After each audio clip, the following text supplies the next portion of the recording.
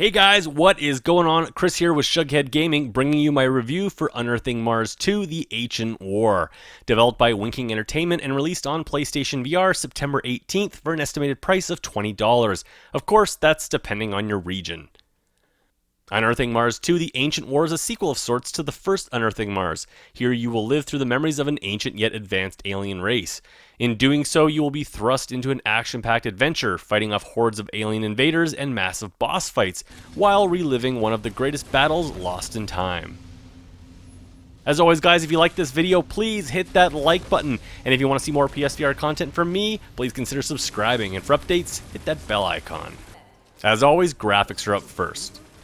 Visually, Unearthing Mars 2 can really be all over the place, sometimes even looking like different teams worked on separate aspects of the game.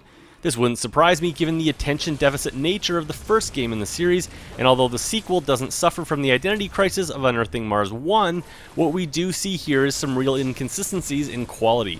This is most noticeable in the significant amount of cutscenes throughout the game. At times, cinematics can rival some of the visual quality seen in Farpoint's excellent cutscenes, with Unearthing Mars' space scenes a fine example. However, moments later we can find ourselves in a dialogue scene that is a jagged and janky mess. These inconsistencies can be seen throughout the actual gameplay, but thankfully they are much less noticeable, and for the most part, deliver where they need to. The first half of the game consists primarily of corridor combat through an alien spacecraft. And while the visuals do suffer from some blurring and detail drop-off, the ship architecture, alien design, and overall polish of these levels is actually pretty decent and light years ahead of the previous game.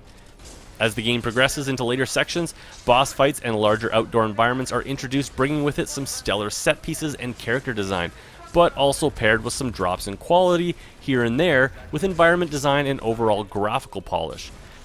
This is likely due to the game's ambitions surpassing its budget and/or team size, and while it does tarnish the overall package, the game does still manage to pull it off for the most part. While it's a shame that your character isn't animated with any hands or arms, gun models are detailed and fantastic, with all 6 weapons feeling huge, powerful, and unique. Greatly benefiting the gunplay is also the shockingly decent lighting effects on display here, as assault rifles rip across the screen with magnificent flashes of energy, and the energy explosions fill the battlefield. This great use of lighting can be seen used all over the game, and it really elevates the gameplay as well as the overall aesthetic quality. As a whole, Unearthing Mars 2 is a surprisingly decent visual affair. Sure, I wish the graphical fidelity was a bit higher both up close to objects and far off in the distance, but the sheer chaotic and impressive action pieces, when combined with some great set design and use of lighting, really help to cover up some of the flaws this game has, while it clearly attempts to hit above its weight class. And that brings us to sound.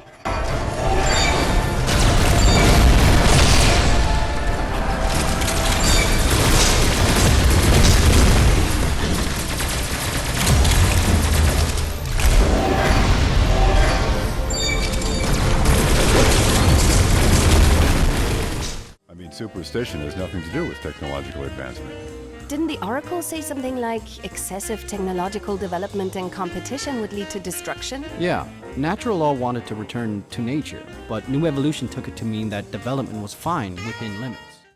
Unearthing Mars 2 is first and foremost a purebred arcade shooter, and it absolutely sounds like one for better or for worse. The sound mix is loud, bombastic, and filled with the type of epic action score one would expect from a Chinese-made arcade game, along with huge explosions and of course the loud crackle of your energy weapons. Weapons sounds make or break shooters for me, and I'm thrilled to say the weapon sounds here are awesome, and definitely had me smiling the whole time as I sprayed the screen with my assault rifle or unloaded my shotgun-style rifle into some nearby robot alien thing.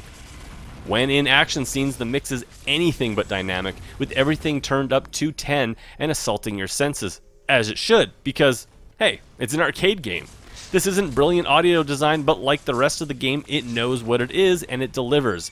Unfortunately, the excellent action audio is dragged to a halt by the absolutely craptastic voice work in the cutscenes. The voice work here is truly cringeworthy, and with the story being fairly forgettable and existing simply to give you a reason to shoot things, I'm happy to report most, but not all, are skippable, with unfortunately the worst offenders in the bar scenes being mandatory. You'll know them when you get to them. If you can look past the voice work, the rest, as I said, is super arcadey and really sells the whole fun, loud, and in-your-face nature of the game. Gameplay is up next. Like I've already stated, Unearthing Mars 2 knows it's an arcade shooter and is best when it sticks to that formula. The story is a forgettable riff on the whole Assassin's Creed trope of reliving a past inhabitant's life. It's only vaguely interesting and gets bogged down with the lame details and cheesy exposition.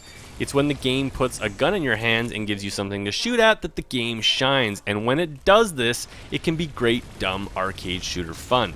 The game can be controlled with either a DS4 or an aim controller. No move support, but really shines when using the aim. Tracking is spot on with very little drift and could very well have the best haptic feedback of any aim supported game to date. I've always thought that the aim controller vibration was weak in other supported games, but was surprised to feel the aim come alive when I pulled the trigger, to a degree I've not even felt in Firewall. This was murder on the battery life, but I had more than enough juice left in me to get through the 10 stages and 4-hour campaign. After a generous tutorial intro, the first few stages are pretty standard corridor wave-based shooting. Movement is similar to Bravo Team, with you teleporting from point to point with the ability to do a 180 flip turn or more gradual turns for left and right attacks.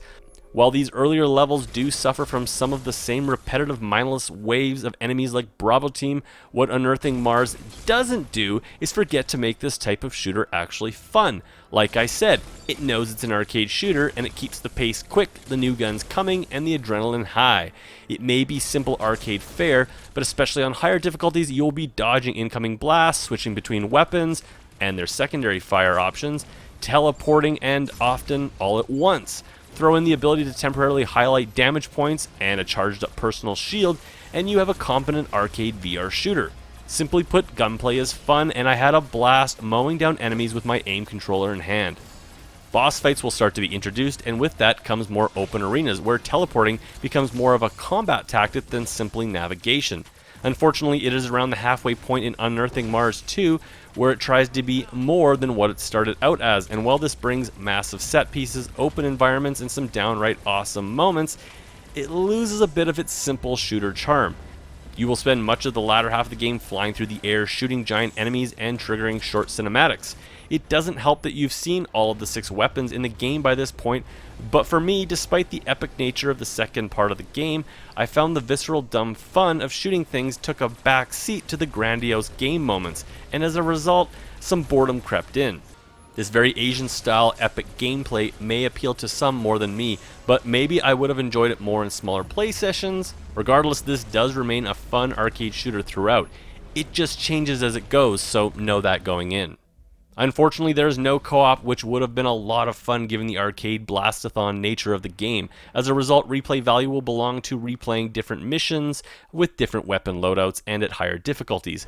Given the teleport nature of the movement and the game's propensity for slow motion gameplay moments, motion sickness should be at a minimum. However, a moderate amount of room is required for playing, as this game can be played seated or recommended standing, with dodging and quick arm movements being commonplace. And finally, that brings us to fun factor and my final verdict. This is one of those games where after watching this review, you will likely know if this is for you. This is an arcade shooter through and through. There's no progression system, no awesome story, and no fantastic character AI. What this is, however, is an ambitious arcade wave shooter with awesome aim implementation that will give you, and any friends you put into it, some fun pick up and shoot everything gameplay in VR. As you know, I rate games on a basis of buy, wait for a sale, or burn it to the ground. Simply put, if light gun arcade machines had continued to evolve and you liked that type of thing, you would likely have been dumping dollars and dollars of coins into this game by now. Here, for $20, you get to have an arcade game in your living room, but in VR. You know if this is you, and if it is, this is a buy. Anyways, guys, that's it for me. If you like this video, please hit that like button. And if you want to see more PSVR content from me, please consider subscribing. And for updates, hit that bell icon. I will see you guys on my next video.